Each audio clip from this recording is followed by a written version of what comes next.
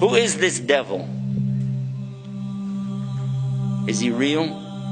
Or is it a figment of your imagination? Or is it just something in philosophy? According to the Quran, he's very real. Substance is real, you just don't see it. He lived before us, he's still alive today. That's an amazing subject right there, isn't it? That's amazing. The word shaitan is derived from the root shaitan, means impure and base. Shaitan refers to an entity that is rebellious, irrespective of whether it is of humans or jinn. It is also said that it means a nefarious soul who is distanced from Allah subhanahu wa ta'ala and from the truth. So shaitan is in both forms, the jinn and the humans, as Allah subhanahu wa ta'ala says.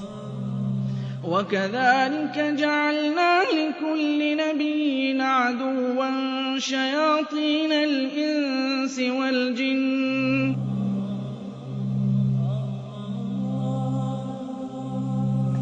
Now what is this about the jinn? Why do you have to believe in that? Well, they're part of something called al-ghaib.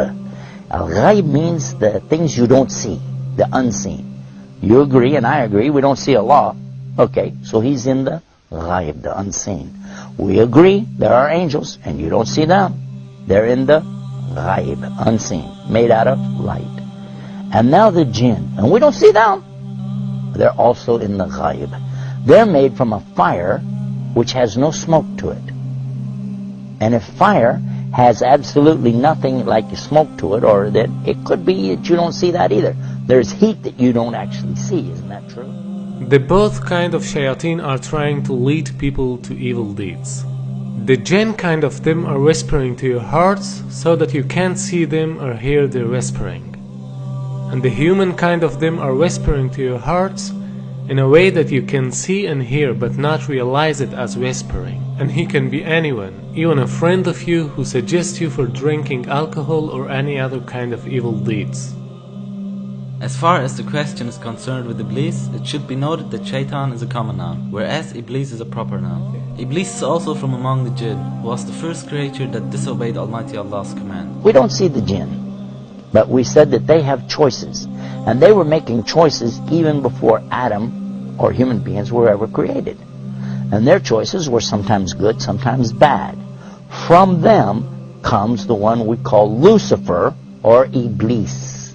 And who is that? Who is Lucifer? Who is Iblis? You might say he's the devil, the Satan or Shaitan as he's called in the Arabic language. But actually, he started out as a worshipper of Allah. And he was worshiping and praying to Allah and extolling Allah to the extent that Allah raised him up to be even with the angels. Now remember, this guy Iblis is not an angel, but he was worshipping alongside of them because of his ibadah or worship, being so lovely, and Allah raised him up, you see. But then what happened? And this is an important story. So we'll digress from a moment from our beauties of Islam to go into this to get a concept here to understand a big mistake that some people make when they say that he's from the angels. Angels don't make mistakes. They do as they're commanded. So when Allah created the best of His creation, what did He create? He created Adam, a human being. He created Adam from what? He created him from mud or clay. I want to show you what happened after Allah created Adam. Allah ordered all the angels, bow down. And all the angels did because they have to do as they're commanded. And they bowed down. All of them bowed. Except Iblis. He didn't bow down. Now if you read this in context, you understand that he was not an angel. But if you just read the words, all the angels bowed down except Iblis, you'll say, well see, that means he was an angel. But otherwise, in the Quran we find in other places that Allah said he wasn't an angel, but he was from the jinn, and he's created from a smokeless fire. And that's exactly what he said. You created Adam from mud, but I'm created from something better, from a smokeless fire. So I refuse to bow down. Why? Because I'm better than him. I am better than Adam, and I refuse to bow down to him. By so doing, he disobeyed Allah. And whoever disobeys Allah, he's in trouble. But especially if he does it out of his arrogance and his pride. I refuse to obey because, I know better. And in this way, he put himself in the worst possible condition with Allah. Allah condemned him to hell forever. And he said, I don't even care. Just let me take him, meaning Adam, and his children along with me to hell. What? For what? Because of this thing called pride or arrogance. Kibr in the Arabic language. And what is kibr? And kibr is something comes from kabara.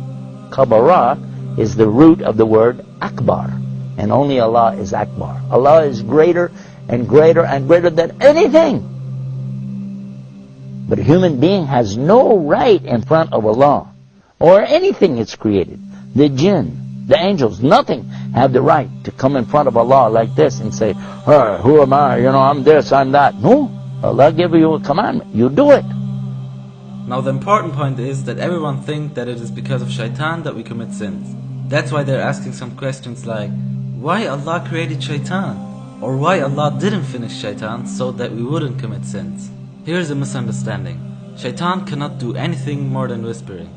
To make it more clear, let's ask a question. Before Iblis became shaitan, there was no other shaitan, right? So who told Iblis to disobey Almighty Allah's command? Here's the point. There was no shaitan before him. He did it because of his nafs. Suppose that even if there was no shaitan, still we'd have nafs. So we'd commit sins. Because this world is a test for the mankind and the jinn kind. Now same as the case with Iblis, he is also in this test because he is a jinn and he has nafs. So Allah subhanahu wa ta'ala didn't create him as shaitan. Rather he himself chose to be shaitan. Not only Iblis but all the other shayateen are choosing to be shaitan by disobeying Almighty Allah's order. Now, what happened next? Well, that's when Allah told Adam that he could have anything that he wanted in all of the paradise. Go ahead, enjoy. But there's one tree, don't eat from it. Of course, you know what's going to happen. And the devil came to him and to Eve and got them to eat from that tree. And they were cast down because of that. But Allah knew from the beginning they would eat from it. That's why Allah put it there. Because this life, and this is the whole reason for me telling you this story, so you can get this one beauty of Islam, to understand this one thing. This life is nothing more than a test. The obvious point is that Iblis was the first of all shayateen. Therefore he is the leader of them.